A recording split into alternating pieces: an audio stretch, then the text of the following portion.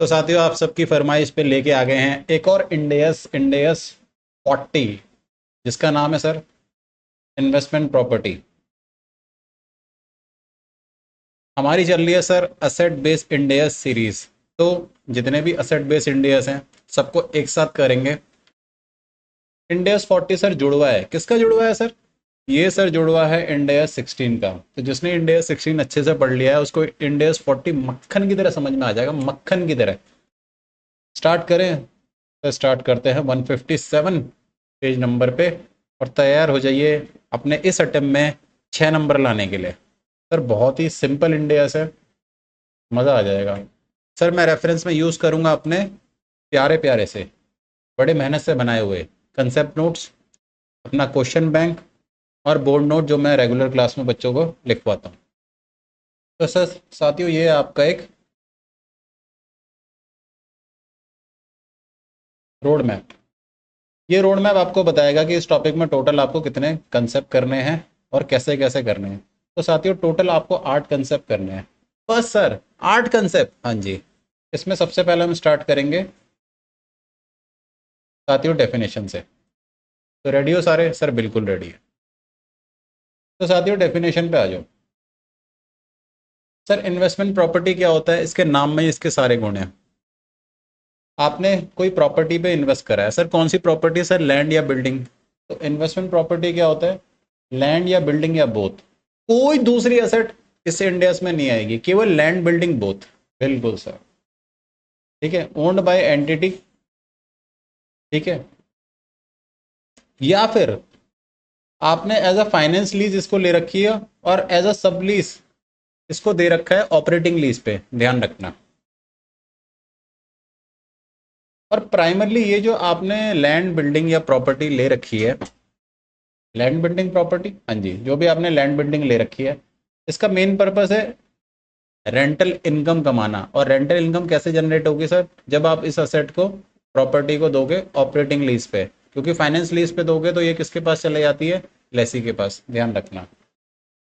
Sir rental income नहीं, हमें तो कैपिटल एप्रिसिएशन कमाना है, तो भी आप यहीं पे आओगे, या फिर बोथ। तो साथियों मेनली आपको इस प्रॉपर्टी से, लैंड या बिल्डिंग से क्या करना है? पैसा कमाना है। तो आप आ जाना इंडेस 40 पे। लेकिन वही अगर इस असेट को आपको यूज़ करना है तो आप कहाँ चले जाओगे? इंडेस 16 में। इस बात का ध्यान रखना। फिर यहाँ पे क्लियरली लिखा हुआ है ये हेल्ड फॉर ओन यूज़ नहीं होनी चाहिए, neither it is held for sale as a inventory, neither it is classified as held for sale under Ind AS 105। तो आप यहाँ पे नहीं आओगे। तो ये बातें आप ध्यान रखना। इसमें बी पॉइंट बहुत इंपॉर्टेंट है, ध्यान से सुन लो इसको। साथियों कभी कभार हम कोई लैंड बिल्डिंग या बोथ लेते हैं, हमें उसका यूज़ पता नहीं होता। तो अगर आपको यूज़ नहीं पता, आप कंफ्यूज हो, तो आप इंडेस 40 में आ जाना। उसका क्लासिफिकेशन कहाँ होगा? इंडेस 40 में। एमसीयू के लिए इंपॉर्टेंट है, ध्यान रखना। इसके बाद सर इंडेस 40 में हमने मान लिया कि हमारी कोई लैंड बिल्डिंग है। अब हम इसे रिकॉग्नाइज कब करेंगे? तो सारे एसेट के लिए एक ही प्रिंसिपल है रिकॉग्निशन का, वो क्या है? ध्यान से सुनो। सर वो डेफिनेशन मीट करना चाहिए। दूसरा, उस असेट का कोई ना कोई फ्यूचर इकोनॉमिक बेनिफिट होना चाहिए। बिना बेनिफिट के आप असेट को कभी भी बुक्स में लेके ही नहीं आओगे। उसके बाद उसकी कॉस्ट जो है रिलायबली मेजर होनी चाहिए, ठीक है। अब ये रिकॉग्निशन प्रिंसिपल आपने इंडेस 16 में भी पढ़े हैं, 38 में ही पढ़े हैं, 40 में ही पढ़े हैं। तो है ना सर जुड़वा? सर बिल्कुल जुड़वा है। तो साथियों अब हम आएंगे अगले इंपॉर्टेंट पॉइंट पे। सर क्या हम क्वेश्चन आंसर भी करेंगे? साथियों ऑफकोर्स करेंगे। अब ये जो लैंड बिल्डिंग है ये आपके पास किस किस मीडियम से आ सकती है? सर परचेज के थ्रू, या एक्सचेंज के थ्रू, या लेसी के पास आई है as right of use use asset. तो एग्जाम पॉइंट ऑफ व्यू से क्या इंपॉर्टेंट है sir? Exam point of view से आपके पास इंपॉर्टेंट है कि परचेज के थ्रू आपके पास आई है। तो सर लैंड एंड बिल्डिंग तो हमने परचेज करा है, उसको कैसे मेजर करेंगे? तो हम मेजरमेंट प्रिंसिपल देख रहे हैं। तो साथियों बिल्कुल डिट्टो आपका इंडिया 16 का कॉपी है, बिल्कुल डिट्टो। क्या करोगे? Purchase price minus trade discount. Sir क्या कैश डिस्काउंट माइनस करेंगे? Obviously no. Non refundable tax आपका ऐड हो जाएगा। फिर डायरेक्टली एट्रीब्यूटेबल एक्सपेंस, जो भी लैंड बिल्डिंग को आपको एक्वायर करने में लग रहा है। तो professional fees for legal service, sir आप प्रॉपर्टी लेते हो तो आपको स्टैम्प ड्यूटी और लीगल कॉस्ट बेयर करनी पड़ती है, प्रॉपर्टी ट्रांसफर टैक्स, तो ये सारे क्या आ जाएंगे आपके इन्वेस्टमेंट प्रॉपर्टी की कॉस्ट का पार्ट बन जाएंगे। लेकिन आपको क्या इंक्लूड नहीं करना, सर वो जो इन्वेस्टमेंट प्रॉपर्टी को लेने से रिलेटेड नहीं है, लाइक आपके स्टार्टअप कॉस्ट, ऑपरेटिंग लॉस और एबनॉर्मल वेस्टेज, ऑल बकवास। उसके बाद डिफर्ड कंसिडरेशन, तो सर हमने पहले भी पढ़ा है कि डिफर्ड कंसिडरेशन कभी भी इन्वेस्टमेंट प्रॉपर्टी का पार्ट नहीं बनेगा। सर इसका मतलब क्या होता है, फॉर एग्जांपल आज आप प्रॉपर्टी 1 लाख में ले रहे हो, लेकिन वही आप अगर 2 साल बाद पेमेंट करते हो तो सेलर बोल रहा है मैं आपसे लूँगा 1.5 लाख रुपए, तो 50,000 रुपये आप एक्स्ट्रा क्यों दे रहे हो? क्योंकि सर डिफर कंसिडरेशन है, तो डिफर कंसिडरेशन कभी भी इन्वेस्टमेंट प्रॉपर्टी का पार्ट नहीं बनेगा। सिंपल लैंग्वेज में मैंने आपको बता दिया है। ठीक है, एक्सचेंज ऑफ असेट वही सेम है आपका, इंडिया 16 का कॉपी। अभी क्वेश्चन आएगा तो बता दूंगा आपको। उसके बाद इंडिया 16 और इंडिया 40 में मेन डिफरेंस क्या है वो सर साथियों यहाँ पे देखो, सारे सारे के सारे यहाँ देखेंगे। Sir investment property initially measure होगी कॉस्ट पे, और जो उसका सब्सिक्वेंट मेजरमेंट होगा वो भी हमेशा कॉस्ट पे होगा, ऑलवेज।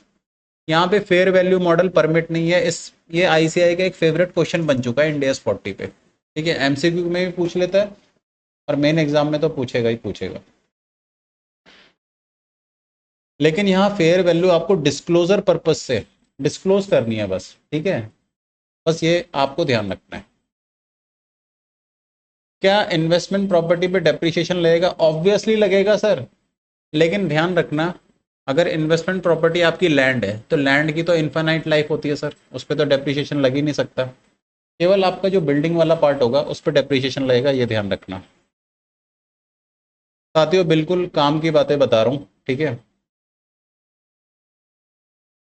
उसके बाद जो सब्सिक्वेंट कॉस्ट, सर लैंड लेने के बाद, वो प्रॉपर्टी लेने के बाद सर हमें उसमें पेंट भी करवाना है, ठीक है, प्लम्बर का काम भी कराना है, तो ये डे टू डे एक्सपेंस कहाँ जाएंगे सर? ऑब्वियसली बात है पीएल में जाएंगे। लेकिन मान लो आपने प्रॉपर्टी का जो एल्यूमिनियम का फ्रेम है, जो ग्लास लगा हुआ है, बड़े बड़े ग्लास, वो सारे रिप्लेस कराए हैं, तो सर इसको तो आप रिकॉग्नाइज करोगे, तो जो भी नए ग्लास हैं उसे रिकॉग्नाइज करोगे कैरिंग वैल्यू पे, और ओल्ड जो ग्लास है उसे डी रिकॉग्नाइज कर लोगे। साथियों इतना करने के बाद अब हम कैपेबल हो गए हैं इसके क्वेश्चन आंसर करने के लिए, तो आते हैं इसके क्वेश्चन आंसर में फटाफट से। साथियों क्वेश्चन आंसर का जो क्वेश्चन बैंक मैंने बनाया है देख के आपका दिल खुश हो जाएगा। दिल खुश इसलिए होगा क्योंकि मैंने जो भी कंसेप्ट है, हर कंसेप्ट से रिलेटेड जितने क्वेश्चन है उन्हें एक कैटेगरी में डाल दिया है। फॉर एग्जाम्पल मेजरमेंट से रिलेटेड जितने भी क्वेश्चन है वो सारे मैंने एक कंसेप्ट में डाल दिए हैं। तो टोटल 9 क्वेश्चन है, इसको कवर कर लो, मेजरमेंट का कंसेप्ट खत्म। Sir property held for dual purpose एक दूसरा कंसेप्ट है, ये 2 क्वेश्चन कर लो, कंसेप्ट खत्म। ठीक है सर, तो इसमें इंपॉर्टेंट क्वेश्चन हम देख लेते हैं। क्या रेडी हो सारे इंपॉर्टेंट क्वेश्चन के लिए? सर बिल्कुल रेडी है।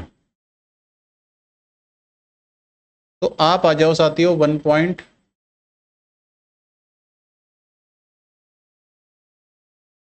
कौन सा क्वेश्चन करे रे बाबा।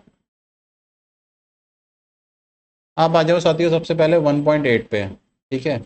आरटीपी नवंबर 2023 का क्वेश्चन है और बहुत ही सिंपल सा क्वेश्चन है।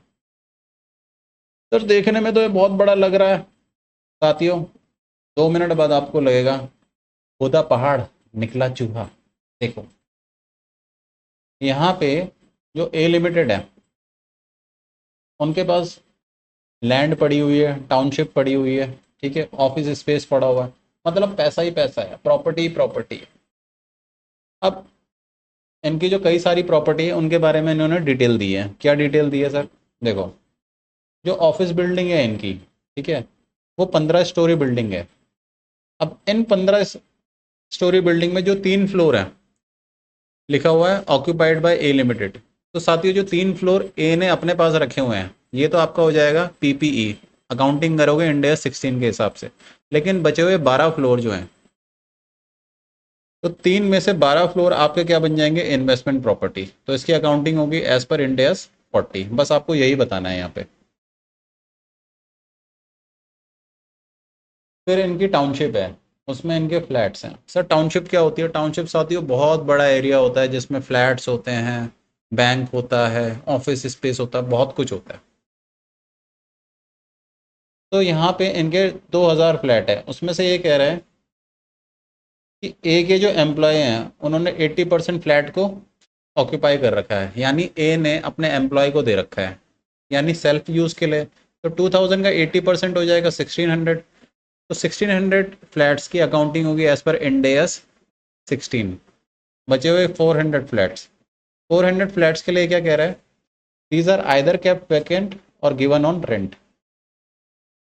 तो साथियों ध्यान से देखो, अगर ये रेंट पे दिए जा रहे हैं, ठीक है, अगर ये रेंट पे दिए जा रहे हैं तो इसकी अकाउंटिंग होगी एज पर इंड एस 40। अगला देखते हैं, flat in township located in location 2। तो यहाँ पे साथियों 1000 फ्लैट हैं, इसमें से 400 फ्लैट तो इन्होंने एम्प्लॉय को दे दिए हैं। तो एम्प्लॉय को दे दिए तो इंडेस कौन सा लगेगा? 16। और 350 इन्होंने दिए हैं। अब यहाँ पे ध्यान रखना, आईसीआई खेलना चाह रहा है, on rent to central government and state government for accommodation of their employ. यानी 350 फ्लैट कंपनी ने सेंट्रल गवर्नमेंट को दे दिया और सेंट्रल गवर्नमेंट ने अपने एम्प्लॉय को दे दिया। अब साथियों हमने किसी को रेंट पे दिया है, वो कुछ भी करे, दैट डजेंट अवर बिजनेस। हमने तो किसी को रेंट पे दे दिया, तो हमारे लिए क्या हो गया? वो इन्वेस्टमेंट प्रॉपर्टी। तो ये ध्यान रखना, यहाँ पे इंस्टीट्यूट खेल रहा है। अब ये 250 फ्लैट यहाँ पे दे रखा है क्वेश्चन ने कि वैकेंट है। अब यहाँ पे वैकेंट है तो साथियों यहाँ पे देखना पड़ेगा कि अगर ये वैकेंट फ्लैट रेंट पे देना है तो इसकी अकाउंटिंग होगी इन्वेस्टमेंट प्रॉपर्टी के हिसाब से। लेकिन ये वैकेंट फ्लैट सेल्फ यूज़ करना है तो इसकी अकाउंटिंग होगी किसके हिसाब से? पीपीई के हिसाब से। तो वैकेंट फ्लैट में आपको दो आंसर देने हैं, यानी एक तीर से दो निशाने आपको लगाने हैं। फिर हॉस्टल है जो आपके लोकेशन 1 में लोकेटेड है, ठीक है। तो इसमें 60 रूम्स हैं जो जी लिमिटेड को रेंट आउट कर रखे हैं। तो साथियों ये जो 60 रूम्स हैं ये इन्वेस्टमेंट प्रॉपर्टी है। फिर यहाँ पे लिखा हुआ है लैंड इन लोकेशन 1। तो यहाँ पे साथियों जो लैंड है, ए लिमिटेड ने कुछ डिसाइड नहीं करा है कि इस प्रॉपर्टी का करना क्या है। तो अभी अभी मैंने आपको एक कंसेप्ट पढ़ाया था, अगर प्रॉपर्टी का यूज़ हमें नहीं पता कि करना क्या है, ठीक है, क्लियरली लिखा हुआ है not decided what to do with the property, तो इस केस में ये चले जाएगा इंड एस 40 के अंडर, ठीक है। जिसका कोई नहीं होता उसका होता है इंड एस 40। लेकिन ऊपर वाले क्वेश्चन में यहाँ पे यहाँ नहीं, ये नहीं लिखा हुआ था कि कंपनी को ये नहीं पता करना क्या है, यहाँ पे वैकेंट है, तो इसलिए वैकेंट में दो अप्रोच, दो आंसर मैंने बताया आपको। फिर लैंड इन लोकेशन 1 आपने लीज पे दे रखा है सी लिमिटेड को, तो इन्वेस्टमेंट प्रॉपर्टी आएगा। सिमिलरली लोकेशन 2 आपने रेंट पे दे रखा है डी लिमिटेड को, तो ये आएगा इन्वेस्टमेंट प्रॉपर्टी। तो साथियों बहुत ही फुद्दू पार्ट है, और इन पार्ट में से भी एक पार्ट से एमसीक्यू में क्वेश्चन फ्रेम हो रखा है, ठीक है। इसके बाद जो अगला इंपॉर्टेंट क्वेश्चन है उसको भी देख लेते हैं।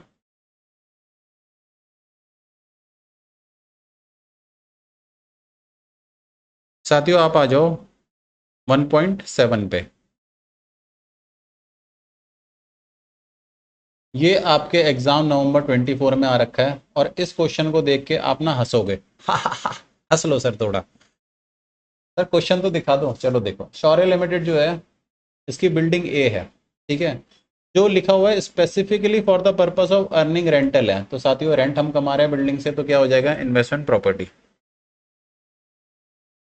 आगे लिखा हुआ है ये जो बिल्डिंग ए है 31 मार्च 2002 को इसकी पोजीशन ये दे रखी है कि ये आपने 5 साल पहले खरीदी थी, ठीक है, 10 करोड़ की। अच्छा जी। और इसकी लाइफ आपको दे रखी है 20 ईयर्स, जिसमें से कि 5 साल एक्सपायर हो गए हैं 1 अप्रैल 2001 को, ठीक है। साथियों डेट का ध्यान रखना है यहाँ पे। और एसएलएम मेथड डेप्रिसिएशन का यूज़ हो रहा है, बड़ी अच्छी बात है। तो ये साथियों ये वाला जो पैरा है ये बिल्डिंग ए के लिए है।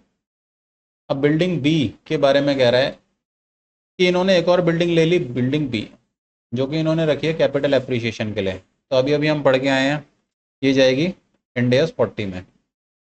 तो ये इन्होंने 1 अप्रैल 2001 को लिया है 2 करोड़ की। इसकी लाइफ जो है 40 ईयर दे रखी है, ठीक है। अब साथियों यहाँ पे रेंटल इनकम की डिटेल आपको दे रखी है और खर्चों की डिटेल आपको दे रखी है। उसके बाद ये बहुत लंबा चौड़ा पैराग्राफ दे रखा है। क्यों दे रखा है सर? आईसीएआई का पेपर पैटर्न ही ऐसा होता है, ये कंफ्यूज करता है आपको, ठीक है। ये बात आप पेपर में अपने माइंड में सेट कर लो कि आपको कंफ्यूज नहीं होना। ये जो पैराग्राफ है ये दे रखा है फेयर वैल्यू के लिए, ठीक है। तो फेयर वैल्यू हमें डिस्क्लोज करनी होती है। यहाँ पे 10.50 फेयर वैल्यू दे रखी है बिल्डिंग ए और बिल्डिंग बी की। तो इस वैल्यू को हम डिस्क्लोज करेंगे, इसका मेजरमेंट से कोई लेना देना नहीं है। साथियों यहाँ पे क्या पूछ रहा है आपसे? ट्रीटमेंट पूछ रहा है बिल्डिंग ए और बिल्डिंग बी का in the balance sheet of सौर्य लिमिटेड। आपसे डिस्क्लोजर भी पूछ रहा है, तो ये 10.50 आप डिस्क्लोजर दे दोगे, ठीक है। और रिलेवेंट इंडेस आपसे पूछ रहा है, तो क्वेश्चन में आपको इंडेस 40 कोट नहीं करा है, ठीक है। आपसे बैलेंस शीट भी मांग रहा है। तो साथियों मैं आपको ले जाता हूँ सीधे अपने बोर्ड नोट्स पे। सबसे पहले तो पूरे मार्क्स लेने के लिए आपको क्या करना है सर? इंडेस 40 कोट करना है, कोट कर देंगे सर। और थोड़ा सा आपको डिफाइन करना है इन्वेस्टमेंट प्रॉपर्टी को। उसके बाद साथियों जो बिल्डिंग ए है आपकी, देखो ध्यान देने वाली बात यह है, अगर आपने ध्यान से देखा हो तो 1 अप्रैल 2001 को 5 साल बीत चुके हैं और 31 मार्च 2002 को आपको कैलकुलेशन करनी है, ठीक है सर, कर लेंगे। तो साथियों ध्यान से देखो, 1 अप्रैल 2001 तक 5 साल बीत चुके हैं। तो जो आपने 10 करोड़ की बिल्डिंग ली थी जिसकी लाइफ 20 ईयर थी, इस पर 5 साल का आप डेप्रीशिएशन लगाओगे, लगा लिया, हम इसकी वैल्यू आ गई। लेकिन आपसे वैल्यू इसकी पूछेगा हुआ 31 मार्च 2002 को, तो आप 1 साल का और डेप्रीशिएशन लगाओगे तो इसकी वैल्यू कितनी आ जाएगी? 7 करोड़। तो सर हम एक साथ ये कर लेते हैं ना कि हम 1 अप्रैल 96 से 31 मार्च 2002 टोटल 6 साल का डेप्रीशिएशन लगा लेते हैं। नहीं साथियों ऐसे नहीं करना, पहले आपको 5 साल का दिखाना है फिर 1 साल का अलग से दिखाना है। ऐसा क्यों? अभी हम समझेंगे इसके बारे में। सिमिलरली बिल्डिंग बी जो अभी अभी लिए 1 अप्रैल 2001 को, कितने की? 2 करोड़ की, लाइफ 40 ईयर, 1 साल का डेप्रीशिएशन लगा लो, लगा लोगे? बिल्कुल लगा लेंगे सर। वैल्यू आ गई 31 मार्च 2002 को 1.95 करोड़। अब साथियों हमने कैलकुलेशन तो कर ली, अब हमें ऐसा क्या करना है? बैलेंस शीट में दिखाना है। तो ध्यान से देखो,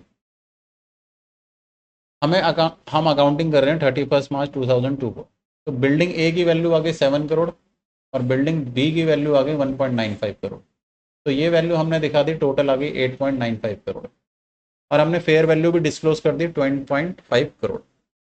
अब साथियों यहाँ पे प्रॉफिट एंड लॉस एक्सट्रैक्ट में आपको दिखा रहा हूँ, ये केवल अंडरस्टैंडिंग के लिए, एग्जाम में आपको ये नहीं लिखना। रेंटल इनकम आपने दिखा दी दोनों बिल्डिंग से और जो खर्चे हैं वो दिखा दिए। अब यहाँ पे डेप्रीशिएशन, डेप्रीशिएशन आपने बिल्डिंग ए में लगाया 0.5, आपको केवल 1 साल का लिखना है क्योंकि प्रॉफिट एंड लॉस एक्सट्रैक्ट कब का है? केवल 2001-2 का। साथियों मैंने यहाँ पे केवल 1 साल का इसलिए निकाला था ताकि आप यहाँ प्रॉफिट एंड लॉस एक्सट्रैक्ट में समझ जाओ कि 1 साल का डेप्रीशिएशन कितना है, इसलिए 1 साल का अलग से निकाला है। सिमिलरली डेप्रीशिएशन ऑन बिल्डिंग भी, ये भी आपने निकाल के यहाँ दिखा दिया। तो टोटल डेप्रीशिएशन आपका कितना लगा है ये आपने दिखा दिया। अब ये एग्जाम में एग्जामिनर पूछ सकता है प्रॉफिट एंड लॉस एक्सट्रैक्ट, इसलिए मैंने डेप्रीशिएशन पर्टिकुलर ईयर का अलग से निकाल के दिखाया है। तो साथियों बहुत ही सिंपल क्वेश्चन आया है, आप खुद देख रहे हो कि आईसीआई कैसे क्वेश्चन पूछ रहा है, लेकिन स्टूडेंट्स को इनमें भी दिक्कत आ रही है। सर हमें दिक्कत नहीं आएगी, हम sure shot full marks grabs करेंगे। Very very goods. साथियों अगला क्वेश्चन 1.9 भी बहुत बढ़िया क्वेश्चन है कंसेप्ट चेक करने के लिए। आईसीआई ने एक नया क्वेश्चन फ्रेम किया था एग्जाम मई 2018 में, दोबारा आपके एग्जाम में रिपीट हो सकता है, नो डाउट। तो क्वेश्चन समझ लेते हैं। 1 अप्रैल 2016 को इन भाई साहब ने 3 प्रॉपर्टी परचेज करी है, ठीक है। परचेज प्राइस आपको दे दिया है, इनकी मार्केट वैल्यू आपको दे दी है 1 साल बाद की, ठीक है, यानी फेयर वैल्यू। आपको लाइफ दे दी है, तीनों प्रॉपर्टी की 10 ईयर लाइफ है। उसके बाद सब्सिक्वेंट मेजरमेंट प्रॉपर्टी 1-2 पे आपको दे रखा है कॉस्ट मॉडल, रिवैल्यूएशन मॉडल, और यहाँ पे प्रॉपर्टी 3 में आपको रिवैल्यूएशन मॉडल दे रखा है। अब साथियों ध्यान से देखो, जो प्रॉपर्टी 1-2 है ये तो इनकी फैक्ट्री है, यानी ये तो जाएगी इंडिया 16 में। थोड़ा सा इंडिया 16 का यहाँ पे कंसेप्ट आ रहा है, जिसने पढ़ रखा है उसे अच्छी तरीके से पता होगा कि ये फैक्ट्री आपकी सेम क्लास में आती है। तो सेम क्लास में अगर आपकी कोई असेट आ रही है तो आप या तो कॉस्ट मॉडल ऑप्ट कर लो, जितनी भी क्लास ऑफ असेट है आपकी, या तो आप रिवैल्यूएशन मॉडल अडॉप्ट कर लो। तो फैक्ट्री जो है आपकी सेम क्लास में है, या तो आप दोनों के लिए कॉस्ट कर लो या तो दोनों के लिए रिवैल्यूएशन कर लो। एक कंसेप्ट यहाँ चेक कर रहा है एग्जामिनर। दूसरा कंसेप्ट एग्जामिनर यहाँ चेक कर रहा है जो आपकी लेट आउट बिल्डिंग है, इस पे आप सब्सिक्वेंट मेजरमेंट में केवल कॉस्ट मॉडल ही अडॉप्ट कर सकते हो, अभी अभी पढ़ा है कंसेप्ट में। तो यहाँ रिवैल्यूएशन मॉडल गलत अडॉप्ट किया है। तो क्वेश्चन देखते ही ना आपके दिमाग की बत्ती जल जानी चाहिए, गलती क्या है। फिर यहाँ लिखा है property 1 and 2 are occupied while property 3 is let out to non related party. ठीक है, अच्छी बात है। Company does not depreciate any of the property, गलत कर रहे हैं सर। चाहे इंडेस 16 हो चाहे इंडेस 40 हो, दोनों ही केस में आप डेप्रिशिएशन लगाओगे। उसके बाद ये कह रहा है जो अकाउंटिंग पॉलिसी इन्होंने अडॉप्ट करी है वो सही करी है नहीं करी, भैया आपको बताना है। If not advise the correct accounting treatment. तो साथियों अब हम क्या करेंगे, अपने बोर्ड नोट में आपको मैं इसका सिंपल सा सॉल्यूशन दिखाता हूँ। यहाँ पे देखो, एग्जाम में आपको सबसे पहले इंडेस 16 और इंडेस 40 को डिफाइन करना है, और प्रॉपर्टी प्लांट एंड इक्विपमेंट की डेफिनेशन बतानी है, और इन्वेस्टमेंट प्रॉपर्टी को आपको बताना है। साथियों सबसे पहले क्लासिफिकेशन, प्रॉपर्टी 1 and 2 आपकी बताना है प्रॉपर्टी प्लांट एंड इक्विपमेंट है, और आपको ये बताना है प्रॉपर्टी 3 आपका इन्वेस्टमेंट प्रॉपर्टी है। ठीक है, आपने ये बता दिया, बिल्कुल सही। फिर वैल्यूएशन अप्रोच। साथियों प्रॉपर्टी 1 और प्रॉपर्टी 2 या तो कॉस्ट मॉडल पे रीमेजर होगा, सब्सिक्वेंट मेजरमेंट होगा, या तो रिवैल्यूएशन मॉडल पे होगा। तो ये आपको लिख के आना है। और प्रॉपर्टी 3 पे केवल कॉस्ट मॉडल परमिटेड है, ये आपको लिख के आना है। फिर आपको ये बताना है रिवैल्यूएशन गेन लॉस का क्या ट्रीटमेंट होगा। तो साथियों प्रॉपर्टी 1 2 में केवल आपका रिवैल्यूएशन गेन परमिटेड है, तो यहाँ पे जो भी रिवैल्यूएशन गेन होगा ये आपका कहाँ जाएगा, रिवैल्यूएशन सरप्लस अदर इक्विटी में। तो ये आपको लिख के आना है। और डेप्रीशिएशन तीनों ही प्रॉपर्टी में चार्ज होगा, ये आपको लिख के आना है। तो यहाँ पे जो क्वेश्चन कह रहा है कि डेप्रीशिएशन चार्ज नहीं हुआ, ये एकदम गलत है।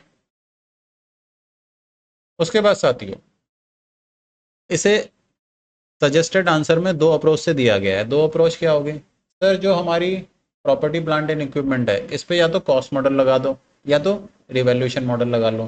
तो अगर हम कॉस्ट मॉडल लगाते हैं तो साथियों देखो 30,000 में आपने परचेज करी थी, 10 साल इसकी लाइफ थी, तो डेप्रीशिएशन आप लगा लोगे और कैरिंग अमाउंट निकाल लोगे। ऐसे ही पीपी 2 का भी निकाल लोगे और इन्वेस्टमेंट प्रॉपर्टी का भी निकाल लोगे, और फेयर वैल्यू इन्वेस्टमेंट प्रॉपर्टी की डिस्क्लोज कर दोगे। और केस 2 में दोनों प्रॉपर्टी को हम सब्सिक्वेंट मेजरमेंट कर रहे हैं फेयर वैल्यू मेथड पे। तो अगर फेयर वैल्यू मेथड ऑफ करते हो तो बहुत ही सिंपल है, जो दोनों आपकी पीपीई हैं इनकी फेयर वैल्यू आप लिख लो। ठीक है, और जो इन्वेस्टमेंट प्रॉपर्टी है वो तो जो आपने केस 1 में करा था वही है। लेकिन साथियों यहाँ पे खेल क्या है वो समझ लो, आपको यहाँ पे रिवैल्यूएशन गेन निकालना है। तो रिवैल्यूएशन गेन कैसे निकालोगे, सबसे पहले तो आप कैरिंग अमाउंट निकाल लेते हो। कैरिंग अमाउंट का आप कंपेयर करोगे फेयर वैल्यू से, जो आपका रिवैल्यूएशन गेन आ जाएगा दोनों प्रॉपर्टी पे, दोनों का ऐड कर लोगे। यहाँ अदर इक्विटी रिवैल्यूएशन सरप्लस में 9,000 का रिवैल्यूएशन गेन दिखा दोगे। तो साथियों ये आपका सिंपल सा क्वेश्चन था। अब हम आते हैं, तो साथियों मेजरमेंट के आपके जितने भी क्वेश्चन थे ये कंप्लीट हो गए हैं। ठीक है, अब कंसेप्ट नोट्स में देखते हैं फर्दर कंसेप्ट क्या कह रहे हैं। अगला जो कंसेप्ट है हमारा ड्यूल पर्पस का है। साथियों कभी कभार हमारी जो प्रॉपर्टी होती है उसे हम सेल्फ यूज़ भी करते हैं और रेंट पे भी देते हैं, तो उसका ट्रीटमेंट क्या होगा ये हमें बताएगा ड्यूल यूज़। तो ड्यूल यूज़ का कंसेप्ट देख लेते हैं। तो यहाँ पे ध्यान से समझो कि आपके पास दो फ्लोर हैं। आपके घर पे भी ऐसा होता होगा कि ग्राउंड फ्लोर में आप रह रहे हो और टॉप फ्लोर आपने रेंट आउट कर दिया।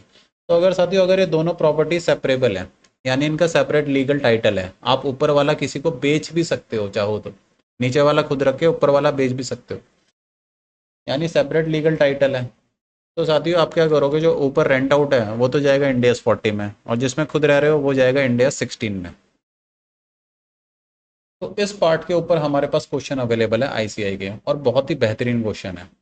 लेकिन अगर दोनों पार्ट हमारे सेपरेट नहीं हो सकते, उस केस में क्या करेंगे? उस केस में साथियों मैंने यहाँ पे एक एग्जांपल ले रखा है, उस एग्जांपल को देखते हैं। ठीक है, तो यहाँ पे खोसला है, खोसला एंड खोसला की दिल्ली में एक प्रॉपर्टी है। इसमें ग्राउंड फ्लोर इन्होंने रेंट आउट कर रखा है। ठीक है, और जो ऊपर का फ्लोर है उसे खुद यूज कर रहे हैं। अब ये जो दोनों फ्लोर है इनके, ये सेपरेट नहीं हो सकते, यानी ये बिकेगा तो पूरा ही बिकेगा। ठीक है, तो यहाँ पे ध्यान से देखो, two parts can not be separated. अगर ऐसा है तो हमें ये देखना है कि इसमें सिग्निफिकेंटली कौन सा पार्ट यूज हो रहा है। तो यहाँ पे देखो, ऊपर वाला फ्लोर में तो केवल इनका एक स्टोर रूम है छोटा सा, जिसमें ये छोटा मोटा अपना सामान रखते हैं। लेकिन ग्राउंड फ्लोर इनका मेजरली यूज हो रहा है। तो हम इस केस में देखते हैं मेजरली कौन सा यूज हो रहा है।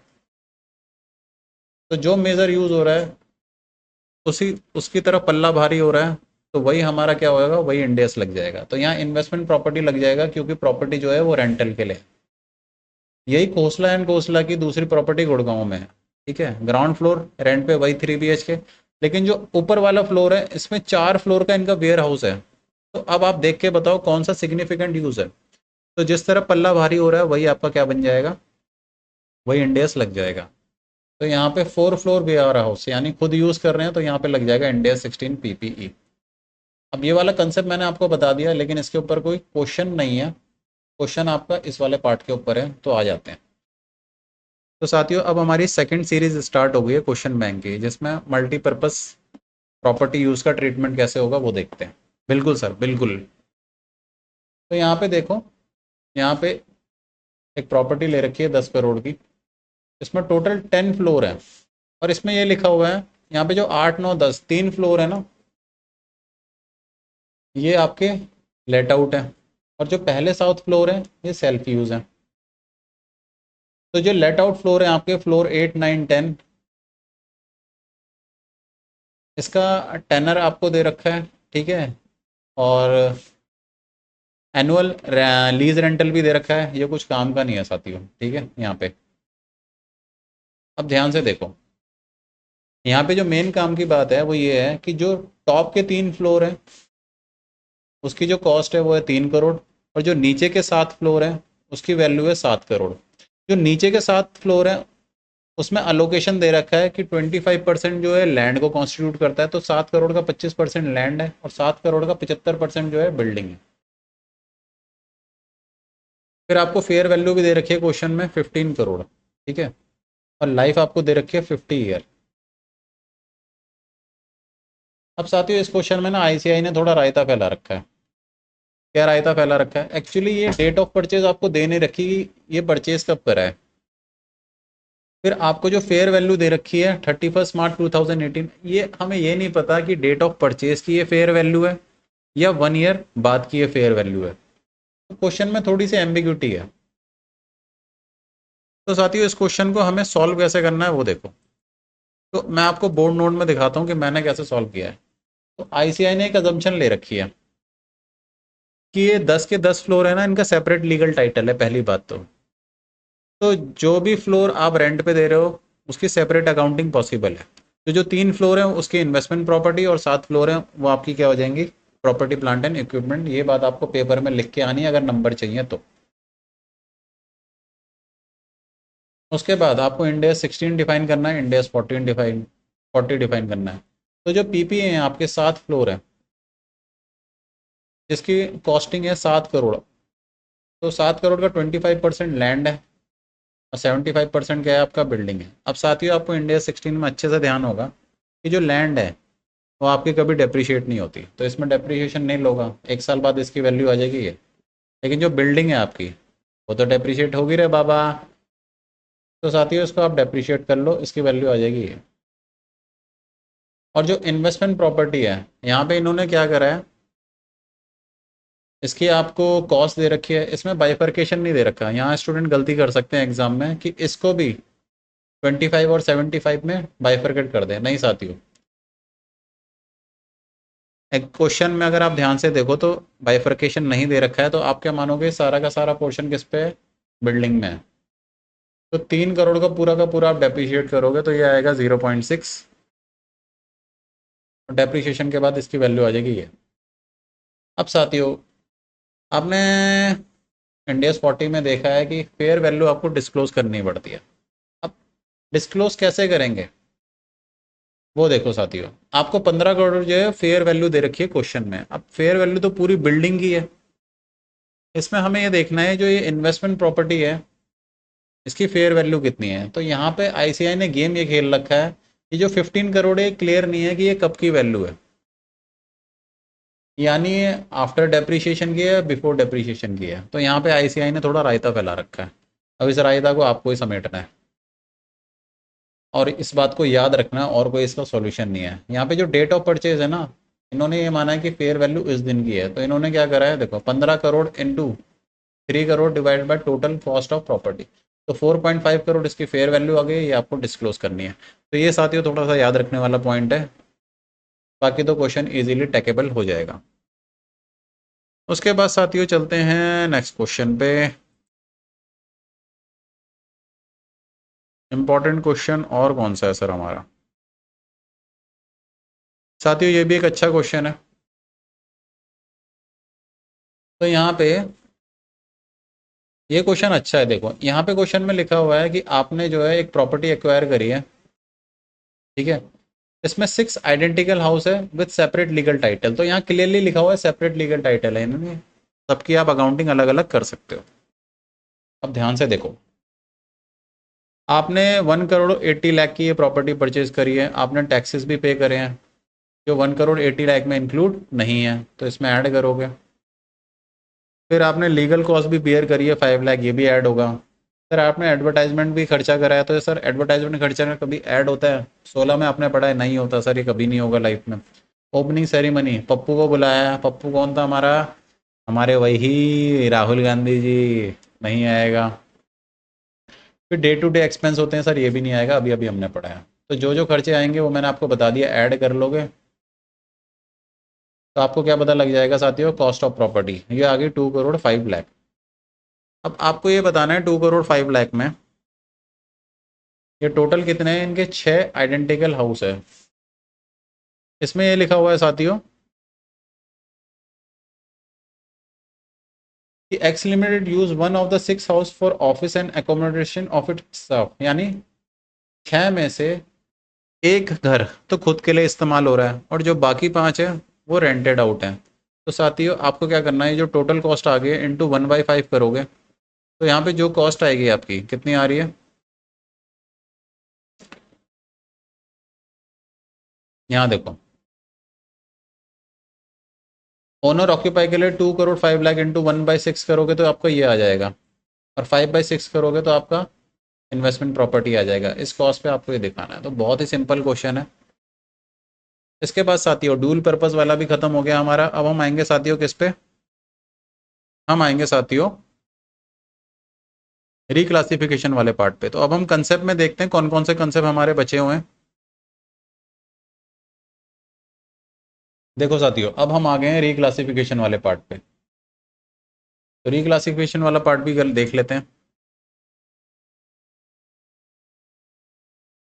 कहाँ गया, लुका छुपी नहीं चलेगी। देखो साथियों रिक्लासिफिकेशन आ गया।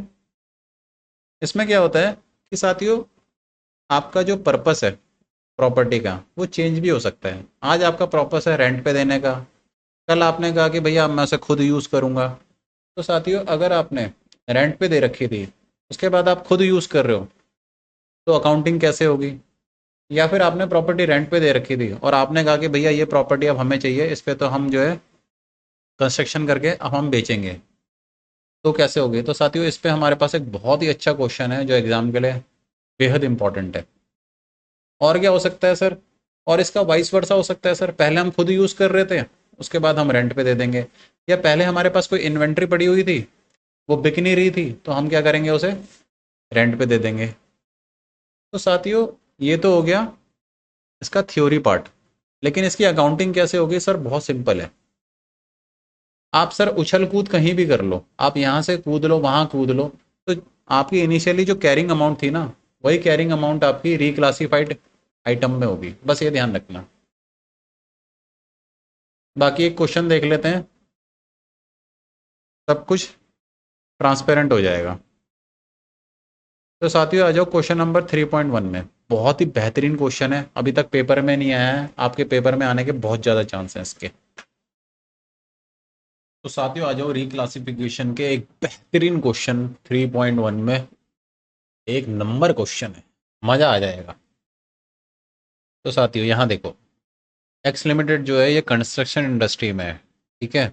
इन्होंने 1 अप्रैल 2013 को एक लैंड खरीदी है 2 करोड़ की, और इसे लीज पे दे दिया है। इसका रेंट दे रखा है 20 लाख।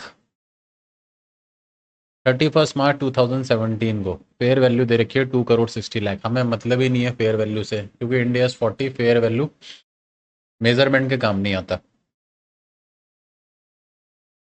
ठीक है, लीज का टर्म ये कहता है कि वाई लिमिटेड जो कि लेसी है यहाँ पे, उसको एक नोटिस देना है वाई लिमिटेड को, 6 महीने का नोटिस देना है वाई लिमिटेड को प्रॉपर्टी खाली करने से पहले। तो यहाँ पे इसने प्रॉपर्टी खाली कर दिया फाइनली 30 सितंबर 2017 को। अब खाली करके लेसी ने क्या करा है ये देखो, वो तो चले गए अपने घर। 30 सितंबर 2017 को फेयर वैल्यू दोबारा दे दी इन्होंने। साथियों फेयर वैल्यू से हमें मतलब ही नहीं है, पेपर में कंफ्यूज मत होना, क्योंकि फेयर वैल्यू मेजरमेंट के कुछ काम नहीं आना, लेकिन जानबूझ के वो इसलिए दे रहा है ताकि आप कंफ्यूज हो। 1 अक्टूबर 2017 को जो एक्स लिमिटेड है हमारा ओनर ऑफ प्रॉपर्टी, उसने क्या करा, इस प्रॉपर्टी को कन्वर्ट कर दिया into 10 separate flat of equal size. तो साथियों ये बंदा हमारा कंस्ट्रक्शन लाइन में है, इसने उस लैंड को जो है कन्वर्ट कर दिया फ्लैट्स में। अब वो फ्लैट बेचेगा, तो अब ये बन जाएगा इंडियाज 2 इन्वेंट्री। किसके लिए? ओनर के लिए। तो हम जो जंप कर रहे हैं इंडियाज 40 से इंडियाज 2 में। लेकिन साथियों ये कह रहा है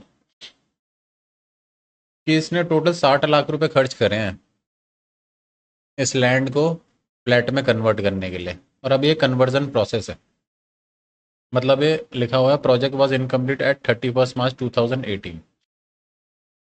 तो यहाँ तक की बात को पहले समझ लेते हैं। तो साथियों देखो, मैंने टाइमलाइन में आपको दिखा रखा है 2 करोड़ की है लैंड परचेज करी है। अब साथियों 30 सितंबर 2017 को ये लैंड खाली हो गई है, लेसी अपने घर चले गए खाली करके। अब ध्यान रखना ये लैंड है तो इस पर कोई डेप्रिसिएशन तो लगेगा नहीं, तो ये 30 सितंबर 2017 को भी 2 करोड़ की रहेगी। इसलिए बीच में वो फेयर वैल्यू जानबूझ के दे रहा था कि आप फेयर वैल्यू पे उठा के लेके आओ। लेकिन साथियों हमारे कंसेप्ट इतने मजबूत है, इतने मजबूत है कि आप 10वें फ्लोर से भी कूद जाओगे तो कंसेप्ट नहीं हिलेंगे। अच्छा सर, हाँ जी। अब इंडियस 2 में आने के बाद जो कैरिंग अमाउंट है वो तो सेम रहेगी, यानी यहाँ डेट ऑफ परचेज के वक्त जो कैरिंग अमाउंट थी, जब इंडियस 2 में जाओगे तो भी कैरिंग अमाउंट वही रहेगी। लेकिन इसने 60 लाख रुपए और खर्च करें। तो अब हमारे इंडियस 2 के अकॉर्डिंग जो इसकी कैरिंग अमाउंट होगी, या कह लो जो कॉस्ट होगी, वो होगी 2 करोड़ 60 लाख। तो 31 मार्च 2018 को आपको ये दिखाना है कि लैंड जो है रिक्लासीफाई हो गया इंडियस 40 से इंडियस 2 में, और 31 मार्च 2018 को इसकी कैरिंग अमाउंट है 2 करोड़ 60 लाख। लेकिन सर इंडियस 2 में तो हमने कंसेप्ट पढ़ा था कि कैरिंग अमाउंट क्या होती है, कॉस्ट और NRB which ever is lower. तो सर थी कॉस्ट तो इसकी 2.60 करोड़ है, एनआरबी और कैलकुलेट कर लेते हैं। साथियों ध्यान रखना, हम एनआरवी कैलकुलेट करके work in progress finish good का, क्योंकि यहाँ क्वेश्चन में क्लियरली दिया हुआ है। क्या दिया हुआ है सर?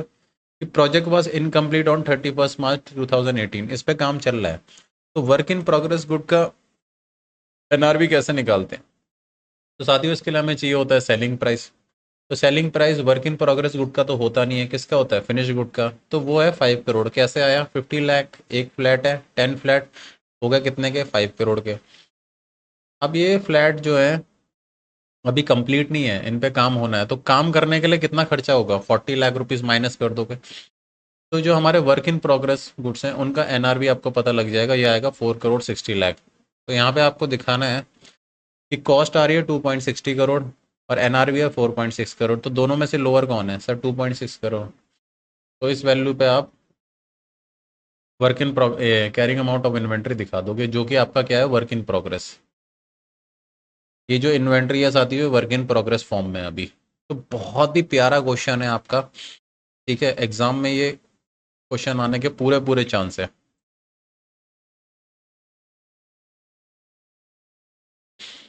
इसके बाद रिक्लासिफिकेशन में अगला क्वेश्चन 3.2 आराम से कर लोगे आप। 3.3 में आ जाते हैं, बहुत अच्छा क्वेश्चन है, एग्जाम में आ रखा है और आरटीपीपी में भटक रहा है। पूरा का प्योर थ्योरी क्वेश्चन है, ठीक है। ये चेक करना चाह रहा है कि आपके थ्योरी कंसेप्ट आप कैसे अप्लाई कर पा रहे हो। तो साथियों यहाँ पे देखो, यहाँ पे एक्स लिमिटेड हमारे भाई साहब हैं, ठीक है। इनकी प्रॉपर्टी है जिसका फ्यूचर यूज़ पता नहीं है करना क्या है। कई सारे स्टूडेंट को ये नहीं पता कि हमें करना क्या है सीए करने के बाद, ये भी कुछ ऐसा ही है। तो इसे 31 मार्च 2001 में कैसे क्लासीफाई करा जाएगा? तो साथियों आपको इंडेस 40 का प्रोविज़न डिफाइन करना है कि अगर किसी प्रॉपर्टी का अनडिटरमाइन यूज़ है तो उसे शरण में लेगा इंडेस 40। ये कहेगा इसे यहाँ पे डाल दो इन्वेस्टमेंट प्रॉपर्टी में। उसके बाद इसने ये कहा है कि एस लिमिटेड ने फाइनली क्या करा है, इस पे ऑफिस बिल्डिंग बनाना चालू कर दिया है फॉर इट्स ओन यूज़। तो मार्च तक तो इसको पता नहीं था, लेकिन जून में इसे पता लग गया करना क्या है। इसने खुद के यूज़ के लिए इस प्रॉपर्टी को यूज़ करना चालू कर दिया। अब साथियों खुद के यूज़ के लिए करा है तो ये कहाँ जाएगा? अब ये जाएगा साथियों इंडिया 16 में। तो इसने पूछा है कि जो लैंड प्रॉपर्टी है वो 31 मार्च को उसका क्या हाल होगा? वो जाएगा 31 मार्च को, 31 मार्च 2002 को, यानी इंडिया 16 में जाने के बाद उसका लैंड प्रॉपर्टी का क्लासिफिकेशन क्या होगा सर? इंडिया 16 में होगा। ए में आंसर दिखा देता हूँ मैं आपको। ए में रिक्लासीफाई हो जाएगा investment property to owner occupy, यानी इंडिया 16 में। आपको इंडियस कोट करना है, यहाँ पे सजेस्टेड आंसर में इन्होंने कोट नहीं करा क्योंकि नालायक है। अच्छा सर ये भी नालायक होते हैं? हाँ जी। जो बी पार्ट है आपका, ये पूछ रहा है कैरिंग अमाउंट पूछ रहा है आपसे of property resulting from change in use of investment property. तो साथियों यहाँ पे आपको कैलकुलेशन नहीं दिखानी, क्योंकि यहाँ पे ना आपको फिगर दे ही नहीं रखा कि किस फिगर पे ये परचेज करा है। आपको केवल प्रोविजन एक्सप्लेन करना है। तो जो प्रॉपर्टी का कैरिंग अमाउंट है, जब आप इंडेस 40 से इंडेस 16 में जा रहे हो तो कोई भी चेंज नहीं होगा। क्यों चेंज नहीं होगा? क्योंकि सर कैरिंग अमाउंट पे ही रिकॉग्नाइज होता है। ये अभी अभी हम कंसेप्ट पढ़ के आए हैं, यही आपको बताना है। अच्छा सर, हाँ जी। उसके बाद यहाँ पे दे रहा है वे whether the change in classification to or from investment property is a change in accounting policy to be accounted in accordance with Ind AS 8। तो क्या सर यहाँ पे अकाउंटिंग पॉलिसी चेंज हो रही है? साथियों कोई अकाउंटिंग पॉलिसी वगैरह चेंज नहीं हो रही, ठीक है। No change in classification due to change in usages. कौन सा सी था ना हमारा? तो कोई अकाउंटिंग पॉलिसी चेंज नहीं हो रही, कोई आपका इसको रेट्रोस्पेक्टिव या रेट्रोस्पेक्टिव एप्लीकेशन नहीं करना आपको, ठीक है।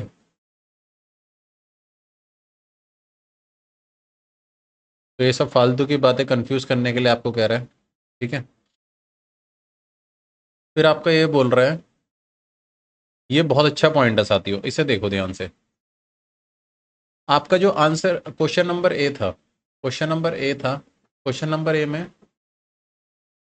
इंडेस 40 से ये जा रहा था इंडिया 16 में, ठीक है।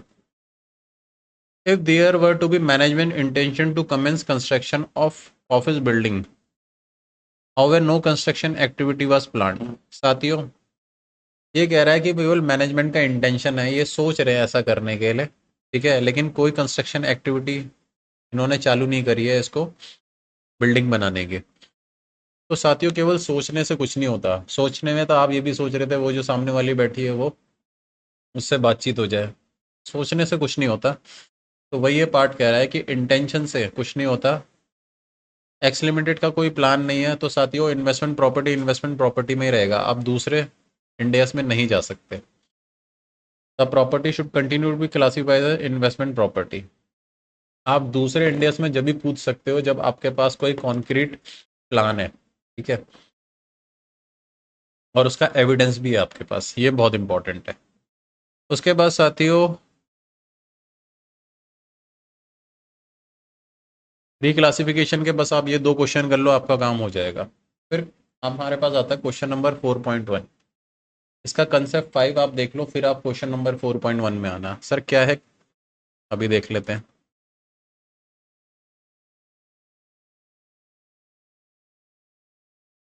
तो साथियों अब हम देखेंगे अपना कंसेप्ट नंबर 4। तो सारा सबका ध्यान यहाँ पे होना चाहिए, ठीक है, बहुत इंपॉर्टेंट कंसेप्ट है एग्जाम के लिए। NCLL service provide to occupant of property. तो समटाइम आप क्या करते हो, जिसको आपने प्रॉपर्टी भाड़े पे दे रखी है, आप उसको सिक्योरिटी सर्विस देते हो। यहाँ देखो, security, house keeping, power backup, आप सारी फैसिलिटी दे रहे हो। तो अगर ये सर्विस जो है सिग्निफिकेंट है, सिग्निफिकेंट का मतलब ये होगा साथियों, एज कंपेयर टू रेंट। आप नॉर्मली आप प्रॉपर्टी का रेंट चार्ज करते हो 10,000, लेकिन इस सर्विस की वजह से आप इसका रेंट चार्ज कर रहे हो 25,000। तो यहाँ सर्विस जो है सिग्निफिकेंट है। तो हम कंपेयर करते हैं सिग्निफिकेंट एज पर रेंट। तो साथियों ये माना जाएगा कि आप इस प्रॉपर्टी को यूज़ करके आप बिजनेस कर रहे हो, लाइक जितने भी होटल बिजनेस में हैं, तो वो साथियों आप देखोगे प्रीमियम चार्ज करते हैं। क्यों? क्योंकि वो एक्स्ट्रा ऑर्डनरी सर्विस प्रोवाइड कर रहे हैं। तो इसका मतलब उनका ये बिजनेस ही है, प्रॉपर्टी को रेंट पे देके अपना बिजनेस चलाना। तो साथियों यहाँ पे माना जाएगा कि आप उस प्रॉपर्टी को यूज़ करके बिजनेस कर रहे हो, तो ये ओनर ऑक्यूपाई प्रॉपर्टी में चले जाएगी। लेकिन वहीं जो सर्विस आप दे रहे हो वो इनसिग्निफिकेंट है, मतलब बहुत नॉमिनल चार्ज आप ले रहे हो। फॉर एग्जांपल आप इलेक्ट्रिसिटी प्रोवाइड करते हो तो आप नॉर्मल चार्ज लेते हो, आप वाटर बैकअप दोगे, पावर बैकअप दोगे, या फिर वाटर कनेक्शन चार्ज लोगे, तो ये तो साथियों प्रोवाइड होती ही होती हैं। तो ये जो सर्विसेज हैं, इसका जो अमाउंट चार्ज होता है ये इनसिग्निफिकेंट है, तब उस केस में ये इन्वेस्टमेंट प्रॉपर्टी में आएगा। तो इसके ऊपर हमारे पास क्वेश्चन नंबर 4.2 है, उसको देख लेते हैं। तो साथियों अब हम देखते हैं क्वेश्चन नंबर 4.2। तो ध्यान से देखो, डॉट लिमिटेड, कैसे कैसे नाम है डॉट, ये भी कोई नाम है। Acquired a property by way of 20 year lease. तो इन्होंने एक प्रॉपर्टी लीज पे ली है। अब लीज पे लेके ये कर क्या रहा है, company split the property into 30 unit and begin to market each separate floor to small business as available to let on short term lease। तो साथियों इसका इंटेंशन है कि इसको किराए पे देना, प्रॉपर्टी लीज पे ली, फिर उसको भाड़े पे चढ़ाएगा। तो यहाँ पे इस पर्सन के लिए ये क्या क्लासीफाई हो जाएगा, इन्वेस्टमेंट प्रॉपर्टी। यहाँ पे डेट का ध्यान देखना, 1 अगस्त 2003 तो ये प्रॉपर्टी क्लासीफाई हो जाएगी इन्वेस्टमेंट प्रॉपर्टी में। फिर by end of November 6 unit has been sublet and as an incentive to attract more tenant. अब ये साथियों लालच इंसान का कभी ख़त्म नहीं होता। इसने कहा मुझे और किराएदार चाहिए। अब उसके लिए इसने कुछ सर्विस दी किराएदारों को। क्या सर्विस दी? सिक्योरिटी, मेंटेनेंस, सेंट्रल रिसेप्शन, ठीक है, रिसेप्शन सर्विस भी दे रहा है अपने टेनेंट को। तो this is departure from normal business model of dot limited and require the company to recruit number of staff. तो साथियों जैसे ही नवंबर आया, बाय एंड ऑफ नवंबर इसका बिजनेस मॉडल चेंज हो गया। पहले ये भाड़े पे दे देता था, लेकिन अब कुछ एक्स्ट्रा ऑर्डनरी सर्विस भी दे रहा है अपने किराएदारों को। तो यहाँ देख के क्लियरली पता लग रहा है यहाँ सिग्निफिकेंट सर्विस दी जा रही है, और इसके लिए इसने कुछ स्टाफ भी हायर करा है। बाय द एंड ऑफ 31 दिसंबर 2003 और यूनिट्स भी इसने सबलेट कर दिए। आपसे क्वेश्चन क्या पूछ रहा है कि ये जो प्रॉपर्टी है ये इन्वेस्टमेंट प्रॉपर्टी है या नहीं। तो साथियों ध्यान से देखो, 1 अगस्त 2003 को तो ये इन्वेस्टमेंट प्रॉपर्टी में जाएगा, क्योंकि इसने नॉर्मली किराए पे दिए टेनेंट्स को।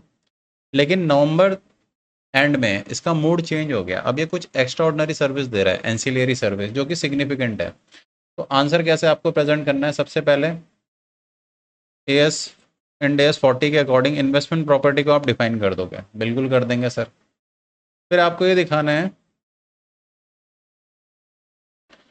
आपको ये दिखाना है कि 1 अगस्त 2003 से नवंबर 30 तक, by the end of November, normally ये प्रॉपर्टी रेंट पे दी जा रही थी, तो ये क्लासीफाई हो जाएगी आपकी इन्वेस्टमेंट प्रॉपर्टी। लेकिन नवंबर से इसका लालच बढ़ गया, इसने कहा और पैसा कमाने के लिए मैं कुछ एंसिलरी सर्विस देता हूँ। तो नवंबर से 31 दिसंबर तक आपको कोट करके आना है अपने पेपर में कि एंसिलरी सर्विस प्रोवाइड हो रही है, ठीक है, और ये एंसिलरी सर्विस सिग्निफिकेंट है। ये जो मैं हाईलाइट कर रहा हूँ ये आपके एग्जाम में ज़रूर होना चाहिए नंबर फेच करने के लिए। तो साथियों अब ये इंडेस 40 से कूद के कहाँ चले जाएगा, इंडेस 16 में। तो यहाँ पे properties reclassify as owner occupy, ये आपको कोट करके आना है रिक्लासिफिकेशन का पार्ट। तो उसके बाद यहाँ पे लिखा हुआ है from the end of November it should be accounted in accordance with India 16 property plant and equipment. तो अब आप इंडिया 16 के हिसाब से अकाउंटिंग करोगे। तो साथियों बहुत ही बेहतरीन क्वेश्चन है, लेकिन जो एग्जाम से पहले इसको पढ़ के नहीं गया, देख के नहीं गया, तो वो जरूर यहाँ पे कुछ ना कुछ एरर जरूर करके आएगा। एंसिलरी सर्विस पे भी हमने क्वेश्चन कर लिया। साथियों क्वेश्चन इसलिए करा रहा हूँ क्योंकि ताकि आपकी एप्लीकेशन प्रैक्टिस भी हो जाए। केवल प्रोविजन से काम नहीं चलता, रिवीजन में हम क्या करते हैं, साथ में आईसीआई के क्वेश्चन भी देखते हैं। अब साथियों जो अगला क्वेश्चन है हमारे पास वो आप है property lease to other group member. अब यहाँ पे पेरेंट है, पेरेंट ने प्रॉपर्टी भाड़े पे दी है अपनी सब्सिडरी को, तो उस केस में अकाउंटिंग कैसे होगी। तो साथियों एसएफएस में आपको पता है कि यहाँ पे पेरेंट को एक एसएफएस बनाना होगा और एक सीएफएस बनाना होगा। तो एफएस में एसएफएस में तो वो दिखाएगा इसे इन्वेस्टमेंट प्रॉपर्टी, लेकिन सीएफएस में तो पेरेंट और सब्सिडरी तो दोनों एक ही बंदे होते हैं, तो वहाँ पे ये दिखाएगा इसे ओनर ऑक्यूपाई प्रॉपर्टी। तो यहाँ पे अकाउंटिंग होगी सीएफएस में प्रॉपर इंडिया 16 के हिसाब से, और एसएफएस में अकाउंटिंग होगी एज पर इंडिया 40। तो साथियों फटाफट से देखते हैं, फटाफट से इसका एक बेहतरीन क्वेश्चन। आप आ जाओ 4.1 में। तो एमटीपी में ये क्वेश्चन आया है, ये क्वेश्चन साथियों एग्जाम में भी आ रखा है, ठीक है। देखते क्वेश्चन में कितना दम है। तो यहाँ पे एक ऑफिस बिल्डिंग इन्होंने परचेज करी है 50 लाख में, ठीक है, 2,50,000 की, और इस पे इन्होंने कुछ टैक्स वगैरह भी पे करा है, ठीक है। फिर 2019 में इन्होंने इस प्रॉपर्टी को रीडेवलप करा है इनटू 2 स्टोरी बिल्डिंग, यानी 2 फ्लोर खड़े कर दिए इन्होंने। तो उसमें इनका खर्चा क्या हुआ है, 1 lakh rupees building plan approval, सब साथियों ये कैपिटलाइज होगा। 10 लाख कंस्ट्रक्शन कॉस्ट, इसमें 60,000 रिफंडेबल परचेज टैक्स है, तो वो आपका माइनस हो जाएगा। तो 10 लाख में 60,000 माइनस कर लेना, यानी 9,40,000 आपका कैपिटलाइज हो जाएगा। और जो एबनॉर्मल वेस्टेज है वो तो कभी कैपिटलाइज होता ही नहीं है। तो साथियों सबसे पहले तो ये क्वेश्चन आपको टेस्ट कर रहा है कि आपको मेजरमेंट आती है इंडेस 40 की। उसके बाद ये कह रहा है कि रीडेवलपमेंट जो है 1 अक्टूबर 2019 को कंप्लीट हो गई है। The entity rent out ground floor, तो 2 फ्लोर हैं इसमें, तो ग्राउंड फ्लोर तो इन्होंने लेट आउट कर दिया अपनी सब्सिडरी को अंडर एन ऑपरेटिंग लीज, ठीक है। और जो फर्स्ट फ्लोर है इनका वो कंपनी खुद यूज़ कर रही है अपने एडमिन वर्क के लिए। Equal value can be attribute to each floor, ठीक है। तो साथियों आते हैं, सबसे पहले तो आपको मेज़र करना है। तो साथियों मेज़र करने के लिए कोई दिमाग नहीं लगाना, 63,40,000 आपका क्या आ रहा है, कॉस्ट ऑफ इन्वेस्टमेंट प्रॉपर्टी। अब ये 63,40,000 दोनों फ्लोर का है। इसमें जो आपका फर्स्ट फ्लोर है, कौन सा फ्लोर था आपका जो आपने रेंट आउट करा है, ग्राउंड फ्लोर तो आपने सब्सिडरी को दे दिया। तो साथियों एसएफएस में ये जो ग्राउंड फ्लोर है ये तो अकाउंटिंग होगी इंडेस 40 के हिसाब से। तो यहाँ पे देखो